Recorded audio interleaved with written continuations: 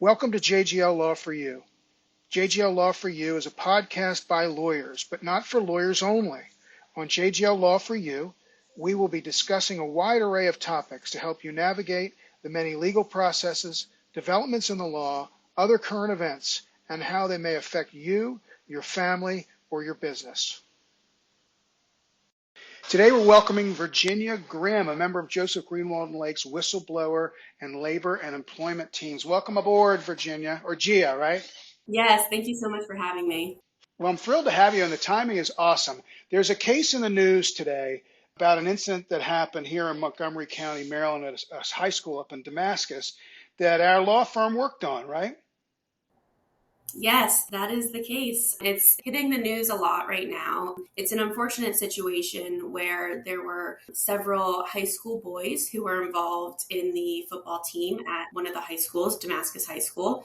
And this happened a few years ago, but obviously litigation takes a while. And the reason the case is in the news is because a settlement was just reached. And what happened with this case, it's tragic and it's horrific, but it's an important topic to talk about. A few of these boys in the football team were involved in an incident in the locker room where they were sexually assaulted. I'm not going to go into the details of that, but as you can imagine, it was very traumatizing for them. It's had a lasting impact on their lives. Like I said, this is a few years ago, so they're into their late teens, early 20s by this point. But it was devastating, and the school was on notice that there were these sorts of, as the attackers would say, are pranks or hazing within the school, but it's not. It's assault. It's sexual assault. The school is on notice that this was happening. It had been reported, and there wasn't anything that was done to protect these students. And so the reason this case came to the point in which it's at now is because these boys got attorneys. We filed a lawsuit. Joseph Greenwald and Lake represented, I'm not sure how many, but at least one of the students involved in the incidents. And they settled the case. And that settlement happened this past week, and it was for $9.7 million. So, obviously that money is not going to be able to fix what happened to these boys, but hopefully it's going to allow them to start the healing process.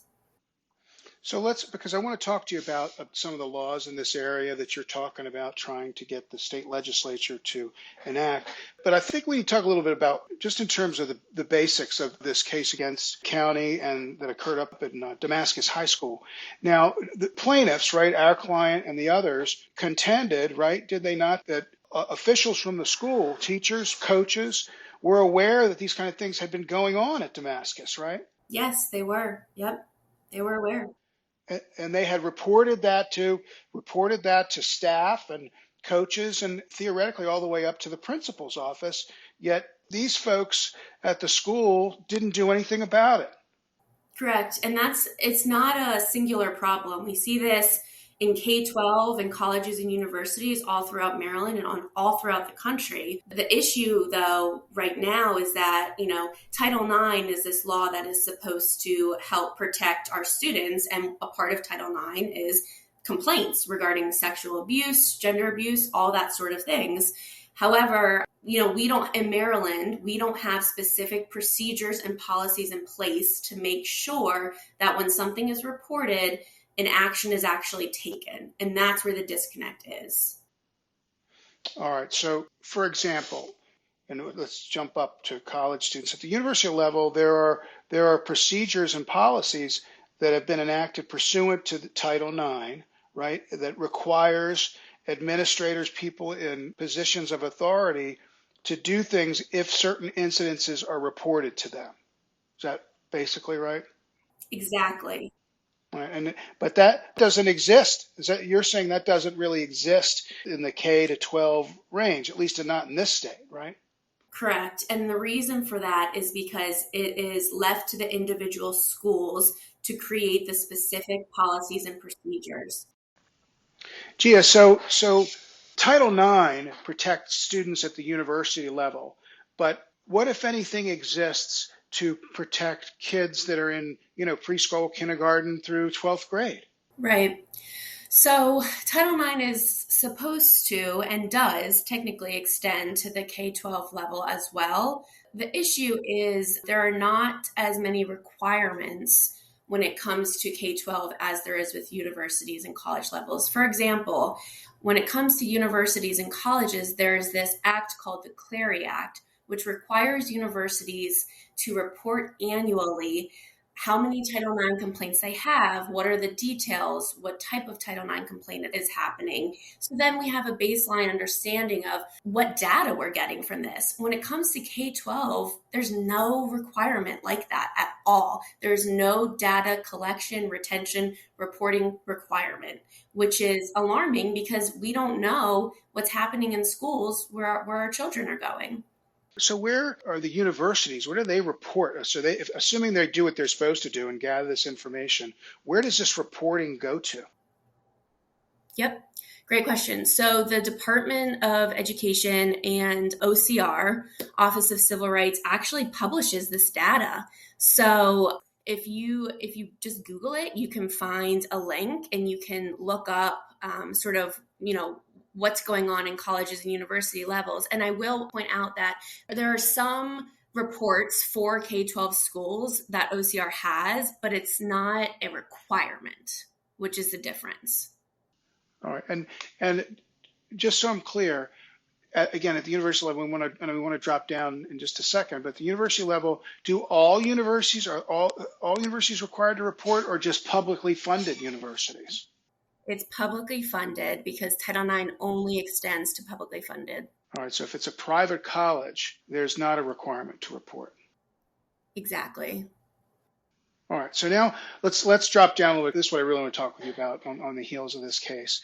And I know that you have done a lot of work here in Maryland with the legislature. You're in the woods in Annapolis as we speak, right down the street from the State House. And you've been doing a lot of work trying to establish and get laws passed to protect our students, right? Yes, I have. Tell us about this act that we talked a little bit about before the show today. Hear Our Voices Act. What is that? Sure. So the Hear Our Voices Act is a law that was just passed this past session, 2023. And the goal of the law is to provide clarity on what procedures and policies publicly funded K-12 schools must abide by in the state of Maryland.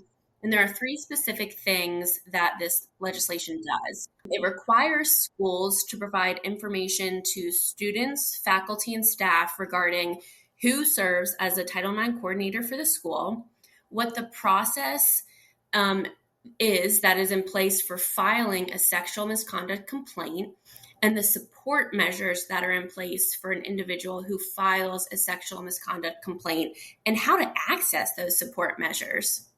Okay, let's talk about that. So first, let's explain the requirement to inform about Title IX.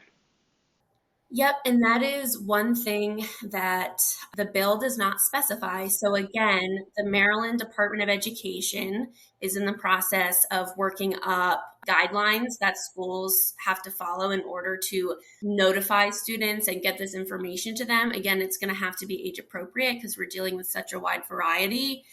So the manner in which it is given is not specified in this bill.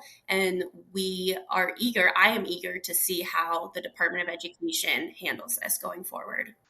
All right, so let's briefly, and I know we could talk about this for hours, but let's assume for the purposes of discussion, that I'm a ninth grader, a freshman in high school in Montgomery County, Maryland, and I believe something occurred to me. Now, by the way, before we even get to this, can these complaints be both relative to faculty, administrators, and students, or is it just if a student believes another student has done something inappropriately? Covers for faculty, teachers, staff as well. Everyone. Okay, so here I am, you're a ninth grade freshman at XYZ high school, and I believe somebody did something to me that was inappropriate. Exactly. So what do I do? What should I do? Aside from the fact that I should tell my parents, but regardless of that, what's the process? What do I do to try to get to have someone hear me and look into this and try to make sure that if something did happen, it doesn't happen again down the road from the same person or persons? Yep. So the goal would be that you would have had information provided to you at the beginning of the school year during the summer that tells you, hey, if you think something happened, you need to talk to this specific person at the school. And then that piece of paper, that email, that whatever will tell you step by step how you go about filing or reporting a sexual misconduct incident. And that's going to vary from school to school because, again, we have a variety of age groups we're dealing with. I'm one of these parents out here, and I want to know. I've reported, but what happened at Damascus is nothing happened. So what's going to happen now under the terms of this act? So what's supposed to happen is that after a student makes a report, the school is supposed to record that as in writing and then conduct an investigation and talk to individuals involved, talk to staff, students, teachers, whoever might be involved in the incident. And then what they're supposed to do is come up with, they're finding their results. And then they're supposed to inform the student about what resources are available to them. Hey, we have a guidance counselor that can talk to you for one-on-one sessions twice a week. Or, hey, here's this outside resource that you might be interested in. Things of that nature so that students feel supported after they've made a report. Okay. And then so the report's made. And who is it that's doing the investigation? Is it this Title IX officer or someone at their request? Who does the investigation? It's not going to be the same teacher or the same people that I made the complaint against, obviously, right? Right. It depends. Sometimes the designated person is a guidance counselor. The school might have a social worker that's there. It varies school by school, which is another big problem that we're seeing because the resources available to schools differ significantly depending on where the school is located, as you can imagine. So assuming we get to the appropriate person, that person initiates an investigation, then let's assume that there's a finding of some sort of violation of this new act. Then what happens? If there's a violation of this new act, I would hope that the Department of Education would get involved and say, hey, school, you handled this improperly pursuant to this act. This is what you need to do going forward. But one of the concerns and hopes this act going forward is that we can get cause of action language into it. In other words, what does that mean? Sure. So if a school is found to have violated something within this law, then the student has the ability to seek recourse and to go to the courts and say, hey, look, courts, that my school's not following this Title IX related law and I've been damaged. I want to recover from that. And then hopefully there's a way to get recovery in whether it's economic or, whatever the case may be in order to, try and make the student whole again or help them on their healing process. So the act will provide me with remedies that, in addition to what those students, and again, toggling back to the Damascus high school situation, if this act had been in place when these activities occurred at Damascus a few years ago, and I were one of those kids in one of those families, I would have had some additional means by which to deal with the situation than just finding a lawyer and have that lawyer do all of this independent investigation and potentially filing a lawsuit and so forth. Is that right? Right. The hope is to be able to give students the information, the knowledge, and the power to be able to navigate this process, not on their own, with other people, but to at least start and to know how to start. So, all right, so Gio, what's next on your docket in terms of working with the legislature? What are you working on now? Yeah, great question. So what's next is hopefully getting cause of action language into this law. So, we've got the legislative session coming up in January. So the goal is to, lobby, work with delegates and legislators to make this law have more teeth. So you mean a way in which, pursuant to the law itself, that a plaintiff, a victim, can actually recover money, right? Yes, exactly. Correct. We tried for 3 years to get it in the act, but it was stricken at the last moment. So we do not give up. Okay, and that's something that at present isn't set forth in the act. Okay, I'd ask why, but I'm afraid to start. Well, but I'm going to do it anyway. Why? I think there was a lot of pushback from the school board and those who represent and support them, which, we understand, but we think in order to make this law serve its true purpose, we need that cause of action language in there. Students need to be able to use this law to recover. Gia, listen, I'd love to have you back and talk more about some other things related to it. In the meantime, let everyone out here know how they can get a hold of you and talk to you about these types of situations, about issues that their kids may be facing in schools. Sure. I'm always available on email, which is vgrimm@jgllaw.com. And everybody should feel free to call our main office and ping me. And the direct dial for that is 301-220-2200. All right. Well, thank you, Gia. You've been awesome. Keep up the good work. And it was great to have you. Thank you so much, David. Thanks to everyone out there for joining us. I'm David Bulitt, and this is JGL Law for You.